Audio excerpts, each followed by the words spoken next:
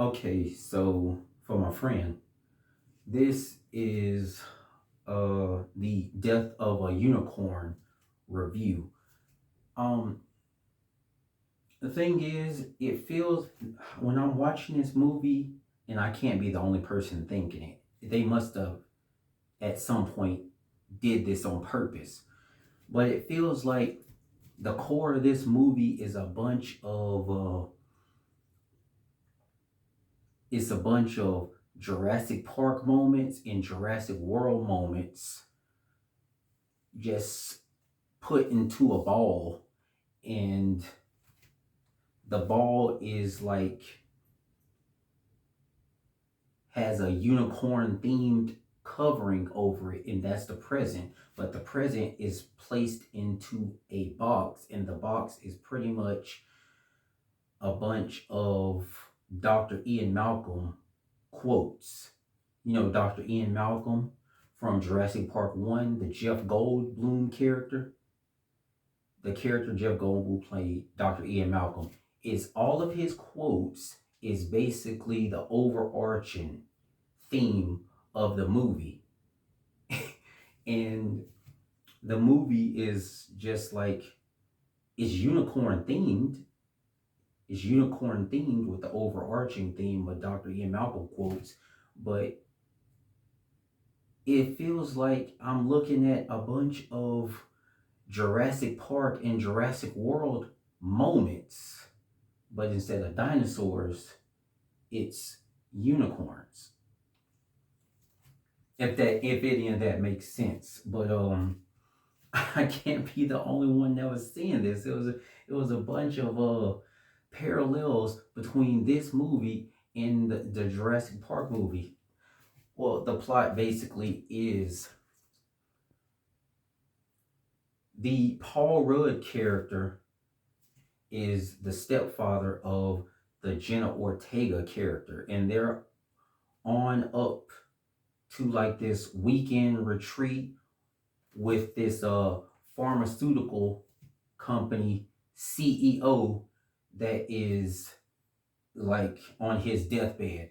He's a really old guy that owes some pharmaceutical company, and he's with his wife and son, and he's on his deathbed, but he needs somebody trusting to take over the company when he's gone.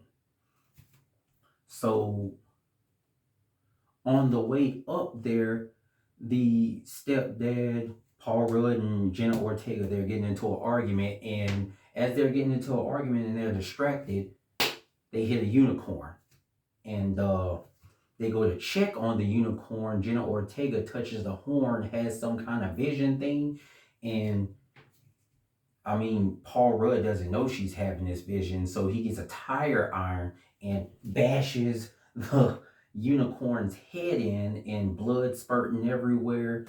Jenna Ortega is coming out of the vision, and the blood's all on both of them, and they're just like, okay, we gotta clean ourselves off, get changed, throw this freaking dead unicorn carcass in the car, and drive on up there and just play it cool. So that's what they do. They come up there, and the pharmaceutical CEO and his family, uh, played by, well, the pharmaceutical CEO is played by Richard E. Grant, and the wife is played by Taya Leone, and the son is played by Will Poulter. You probably know Will Poulter from the son from We're the Millers, or you probably know him more recently as Adam Warlock from Guardians of the Galaxy 3. But he plays the son. And that is like the problem here with the pharmaceutical CEO, Richard E. Grant. Uh, that's the actual actor that plays the character. His actual name is Richard E. Grant. But his character is looking for someone more trusting to take over the firm from when he dies, because he feels himself on his deathbed. He needs somebody trusting to take over the company. So he calls the Paul Rudd character up there because he trusts him. he's a good natured person. He understands the company, so he's like, okay, we're gonna be partners, and you're gonna draw up the paperwork, and we're gonna nail this thing down before I leave this earth. So while that's happening, back in the car, we kind of realize that the unicorn isn't quite as dead as we think, and it starts to get out of hand. And the compound, the place, the security guards that guard the place, one of them, who's played by Anthony Kerrigan, not to be confused with Matt Rajzak from Black Lightning, who plays the character Red. No, it's Anthony Kerrigan, who's going to play Metamorpho in the new Superman movie. Anyway, his character shoots the unicorn in the head as it was trying to break free from the car because it wasn't quite dead at that moment, but he shoots him in the head, so he's gone now. And now the pharmaceutical CEO, his wife, his son, and Paul Rudd and Jenna Ortega are all looking at this thing, and they're like, well, what the heck is this? Is this a it seems to be a and Jenna Ortega's like, it's a unicorn, okay? It's a unicorn. We all see that it's a unicorn. Let's just come to grips with it. And we're like a real life unicorn? Well, we got to do some autopsy on this stuff. And that's when we begin to realize that as everyone was looking at the paperwork, the glasses that Paul Rudd previously needed, he don't need them no more. And the allergies that he had in the movie, he ain't got them no more. We begin to realize that Jenna Ortega, who previously had a whole bunch of facial problems, had some acne, had sores on her face, that's gone now. Now she got perfect skin. And everybody's looking at them like, really? So when did this perfect skin and loss of stuff happen? Well, come to think of it, it happened shortly after I bashed this thing's head in. And blood got a little everywhere. So now they're like, oh, is that right? So the blood did that. And the help and all the scientists that were taking care of the CEO on his deathbed, they get the carcass of the unicorn and start studying it. And while that's all going on, Jenna Ortega is on the computer looking up mythology behind the unicorn, and she discovers that the unicorn, as far as the mythology says, and what used to happen back in the day when people discovered unicorns, they discovered that they had a whole lot of powers, and there's a whole story behind them trying to capture a unicorn, but it's got some resurrection type of stuff, and it's a little kind of revengey when you try to when you try to capture one. But yeah, now while Jenna Ortega is looking at that, the family's looking at what we can do with this new discovery. Now that we found out it could heal stuff, how can, I mean, I'm a pharmaceutical CEO. How can we take advantage of this? You know what I'm saying? So now the family's drawing up new paperwork and adding up new numbers on what we can possibly do with this limited source of stuff that we got here. And they're looking at the fact that the Paul Rudd character and the Jenna Ortega character got healed from this stuff. So maybe, just maybe, I don't have to be on my deathbed. Maybe we, tap into a vein here, see what we can have, see what what could happen for me. They do that. The pharmaceutical CEO just magically, well, yeah, magically gets better. So he's back on his feet. He's feeling great. And they're like, oh, yeah. Oh, yeah. We packaged it in this. I understand we got limited resources. There's going to be high demand on this, but we possibly found the cure for cancer here, because that was what was wrong with the man. He had like tumors and stuff, and he had cancer. He ain't got it no more. He's in remission. He's up on his feet. He don't need no cane. He don't need no wheelchair. He's feeling better than he's ever felt. So they're figuring out that maybe we should take advantage and hack up this unicorn, get blood from it, take the horn off. But before all that happens, they hear like a roar in the background that they ain't never heard from any animal before, and that's pretty much the parents. So the parents come out of the woods and start attacking the CEO and the family. And well, since the Jenna Ortega character took time to study what's going on with the unicorn, she knows the mythology behind it. So she's trying to tell everybody, hey, maybe we just need to give those parents the baby unicorn corpse back. Maybe we just need to do that. And everybody like, no, we got the cure for cancer here. We ain't giving them nothing.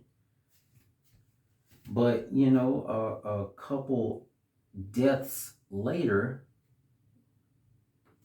between two of the scientists, and they're like, okay, maybe we do need to give them back the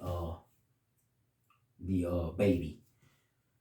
So as they do that, basically the person that gave them the baby back got sacrificed, and that's not enough for the two unicorn parents. Now they're attacking the entire family and try to obliterate everybody. But in the midst of all that, one of the unicorns noticed that they feel something familiar with the Jenna Ortega character. Like they got a kinship between each other on that one.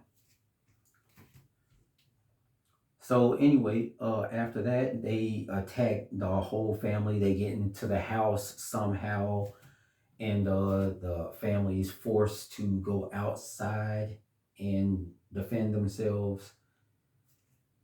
There's a whole lot of killing going on, from going into the woods and try to actively hunt down the unicorns, to the unicorns breaking into the house and killing some of the family members, and it reaching daybreak, and they realize that Jenna Ortega has a kinship with the unicorns, and they use her to ensnare the unicorns.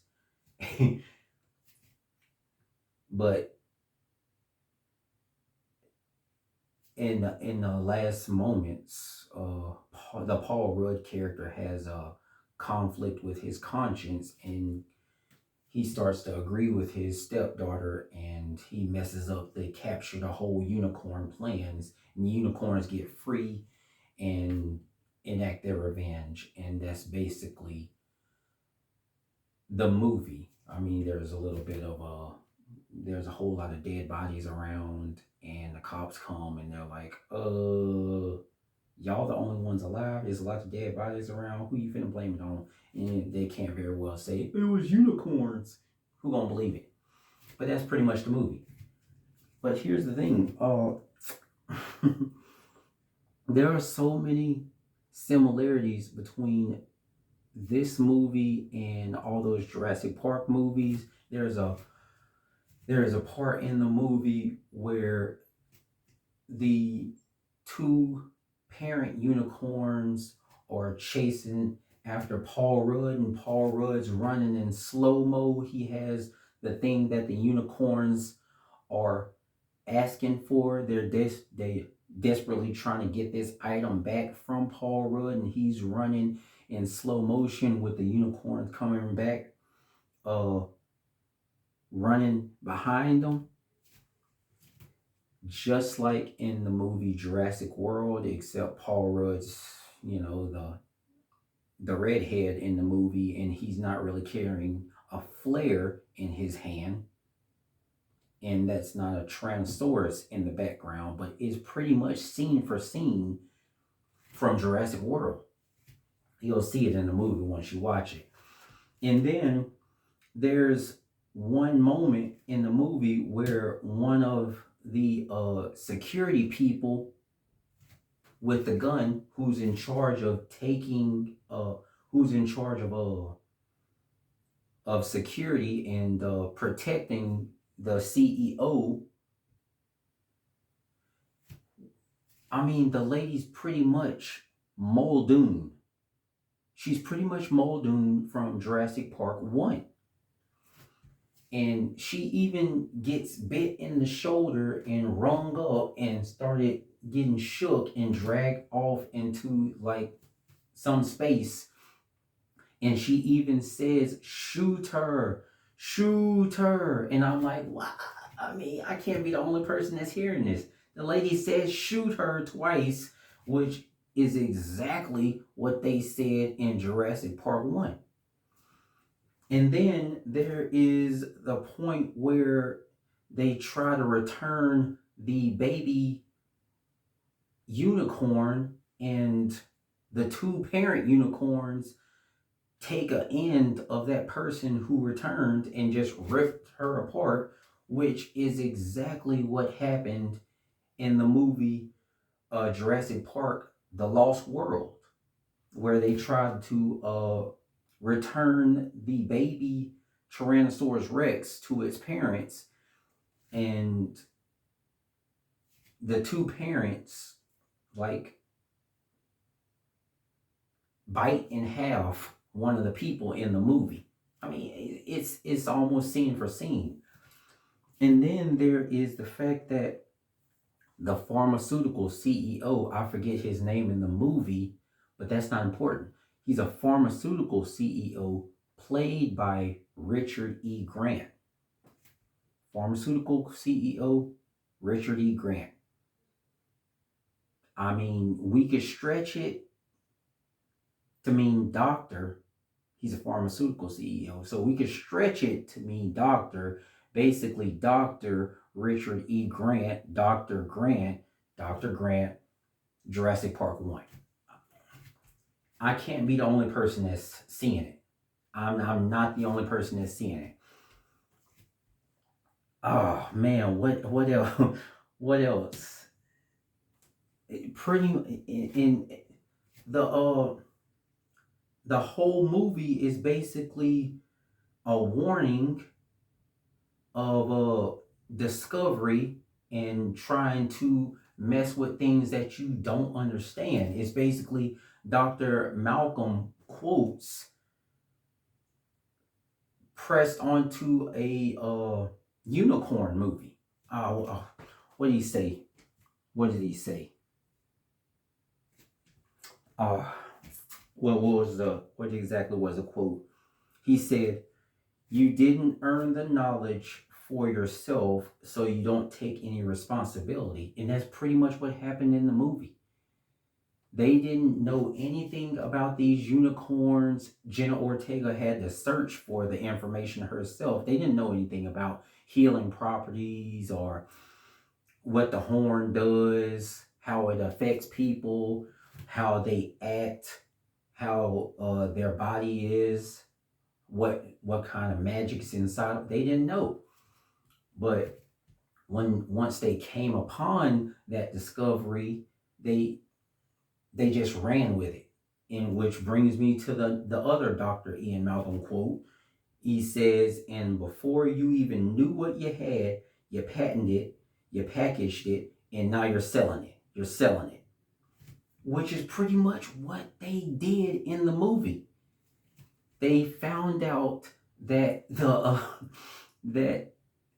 the unicorn, the properties of the unicorn was medicinal. Now, because the Will Poulter character is basically a druggie, so he's he's not really thinking of cancer research. He's thinking ounces and grams and stuff to sell on the market. Everybody else want to sell it on the medical field to see what they can cure. They got like the cure for cancer here, but you know, Will Poulter wants to do other stuff with it. But basically, yeah. Before they even knew what they really had, they're running numbers. They're making theories in their mind. They're trying to package it. They putting the dead corpse on a slab and studying it, and they're thinking about selling it and selling it and selling it. Exactly what Dr. Ian Malcolm was warning everybody about in Jurassic Park 1. And I'm like, I can't be the only person that sees this. That this movie is basically all the Jurassic Park movies and some Jurassic World rebranded as a unicorn movie. Now, hey, I don't have a problem with it. I like it. I freaking loved the movie. Okay, I watched 4 movies today, and Death of a Unicorn was by far the best one. I saw Working Man, I saw The Woman in the Yard, Magazine Dreams, and I saw Death of a Unicorn. And Death of a Unicorn was by far the best. So yeah, I'm in on the joke, but I mean the joke is good. The movie is great. I tell you, Jenna Ortega, Paul Rudd, Richard E. Grant. That's another thing. Téa Leoni. Téa Leoni's in the movie and she acting just as dumb as ever. Téa Leoni from Jurassic Park 3 in the movie. Playing another stupid character. Another Jurassic Park parallel. But yeah, they did their job. They did a great job. This movie was funny. This movie was highly entertaining. Great pacing. Good scenery. I'm not really too concerned with the CGI. It's a freaking unicorn. I mean, come on, man. But I'm not. The jokes were great. The serious moments were good. There was some heartfelt dad-daughter moments. It was great. There was lessons to be learned in it, and yeah, nah, man, this is straight up an A+ movie in my mind. The movie was perfect to me. I loved it. But yeah, that's the death of a unicorn movie.